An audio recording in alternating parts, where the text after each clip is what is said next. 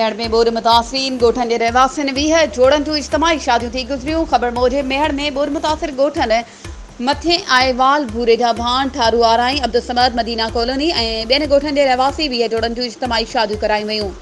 असगरिया पाकिस्तान पारां इज्तमाही शादियुनि जो प्रोग्राम मेहड़ जे मक़ामी हॉल में मुनक़िद करायो वियो, जिते अमीर अली आराई, हाजन अबड़ो, इब्रार हुसैन, अज़हर अली, ग़ुलाम अली, मोहम्मद आज़म, लेला, कायनात, कुलसूम, शीला, सपना समेत 20 जोड़न जूं शादियूं करायूं वयूं। इज्तमाही शादियुनि वारे programme Abdul Razzaq Mauzam, Pir of Mehar, Syed Mohammad Shah, मौलाना मसूद मधोश, मौलाना मुजाहिद अली चांडो, एहसान अस्करी, जिब्रान दानिश, इस्माइल महदवी, मौलाना अब्दुल रशीद, हबीब हुजूरी, अमीर अली जोयो समेत वॾे तादाद में सियासी समाजी मज़हबी अॻवाननि शिरकत कई।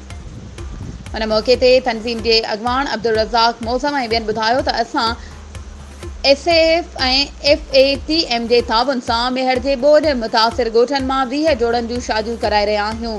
उन में कुंवार खे 1 लख रुपयनि जो ॾाज ऐं घोट जे ख़ानदान खे 50,000 रुपया ॾेई रहिया आहियूं। तक़रीब खे पीर ऑफ मेहड़ सैयद मोहम्मद शाह, मौलाना मसूद, जिब्रान दानिश ऐं ॿियनि ख़िताब कयो। वधीक ख़बरुनि ऐं अपडेट्स जे लाइ असांजे चैनल खे सब्सक्राइब कयो ऐं हा, बेल आइकन खे प्रेस करणु न विसारिजो त जीअं असांजी हर नई अचण वारी वीडियो तव्हां ताईं पहुची सघे।